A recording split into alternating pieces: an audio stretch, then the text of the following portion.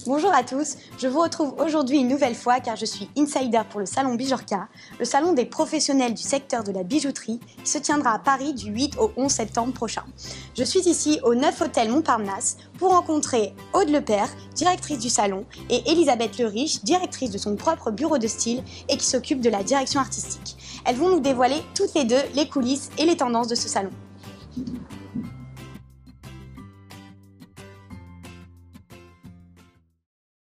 Bonjour Aude, bonjour Elisabeth, je suis ravie de vous rencontrer. Alors, est-ce que vous pouvez me raconter un petit peu comment vous avez été amenée à travailler pour Bijorka? Alors, on s'est connus déjà sur un ancien salon sur lequel je travaillais qui était Équipe Hôtel, puisque dans le cadre de son cabinet de tendance, Elisabeth travaille également sur les tendances mais de la déco, de la maison, etc. Donc, dans le cadre d'Équipe Hôtel. Donc, on s'est connus à ce moment-là. Et puis, quand j'ai repris la direction du salon Bijorka, il se trouve qu'elle travaillait déjà depuis de nombreuses années sur le salon Bijorka. Donc, il a été tout à fait naturel de continuer cette collaboration, tout simplement. Racontez-moi un petit peu ce qu'est Bijorka. Alors, le salon Bijorka, c'est tout simplement le rendez-vous professionnel incontournable en France pour le secteur du bijou. Donc, il réunit à Paris 2 fois par an, en septembre et en janvier, près de 400 marques, que ce soit du bijou précieux, du bijou fantaisie, de l'horlogerie et également toute la partie matière première qui est liée au secteur du bijou. Quel regard portez-vous sur ce salon Bijorka?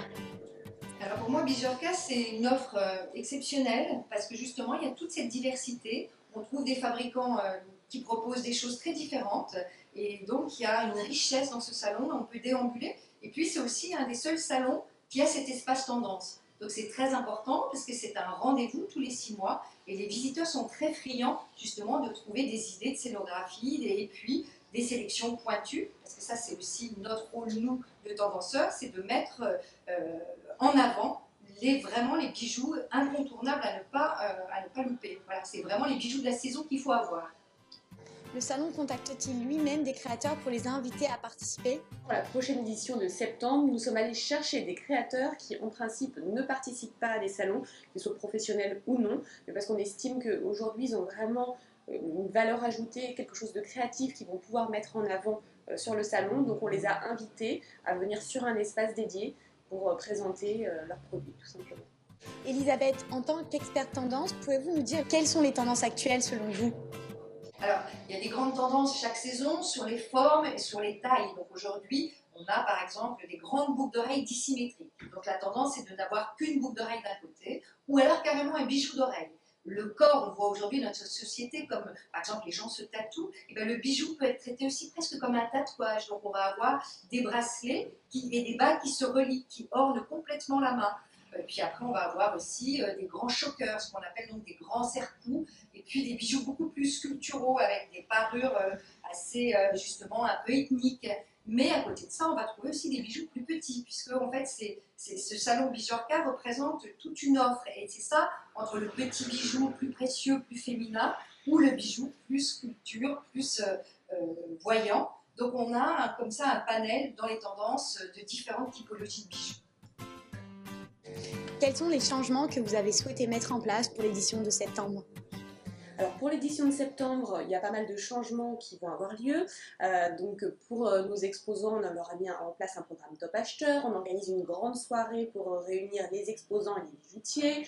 On a repensé complètement le plan aussi pour, pareil, segmenter différemment l'offre de bijoux et la renouveler. Donc il y a beaucoup de choses et de nouveautés pour le mois de septembre. Quel a été votre rôle, Elisabeth? Nous, on a travaillé l'espace tendance sous la forme d'un concept store. Aujourd'hui, c'est très important d'y associer aussi bien de la culture, de l'art, que de la mode, évidemment, puisqu'on est au cœur de la mode avec les accessoires. On va aussi les associer dans un environnement en mettant des éléments de décoration, de faire des vrais univers qui vont donner les idées aussi aux gens qui vont revendre des bijoux. Donc, nous allons présenter dans un espace dédié 2 tables de matière. Une sur l'été, où nous allons mettre en scène les matériaux autour du thème de la nature, de l'eau, du naturel, du solaire, de l'ethnique, quelque chose de très chatoyant à travers les gammes de couleurs. Et de l'autre côté, un thème sur l'hiver, avec des couleurs profondes, des matières luxueuses. Et donc, nous allons proposer aux créateurs, aux visiteurs, des matériaux mis en scène pour donner envie de créer. Nous, notre rôle, c'est de donner à l'imaginaire de chacun une bouffée d'air, de façon à ce que la créativité soit toujours la première. Aude, pensez-vous ouvrir ce salon grand public dans le futur ? Alors on y pense très sérieusement, c'est une véritable volonté de la part de nos exposants et de certains visiteurs, donc effectivement la question est d'actualité en tout cas. Question pour Aude et Elisabeth, quelles sont les prochaines évolutions que vous souhaiteriez mettre en place ? Alors de nombreux changements bien évidemment, hein, parce qu'on continue dans cette dynamique de changement pour être toujours plus riche, plus dynamique et collé vraiment au marché. Donc c'est bien évidemment enrichir l'offre exposant pour qu'il y ait encore plus de marques, encore plus de créateurs. Ça c'est important aussi, sans compter qu'on est quand même Paris, capitale de la mode, il y a de la créativité, donc c'est important de la remettre en avant. Et puis c'est aussi important pour nous de développer notre partie Elements, donc toute la partie matière première, puisqu'aujourd'hui c'est quand même grâce à ça qu'on arrive à créer des bijoux, donc c'est fondamental pour nous. Et puis après on a plein de projets de partenariats divers et variés qui seraient pertinents pour les acteurs du marché. Merci pour tout. Merci Camille. À très bientôt. Au revoir, merci. Au revoir et merci. Je vous retrouve donc le mois prochain pour une nouvelle interview consacrée aux petits créateurs de bijoux.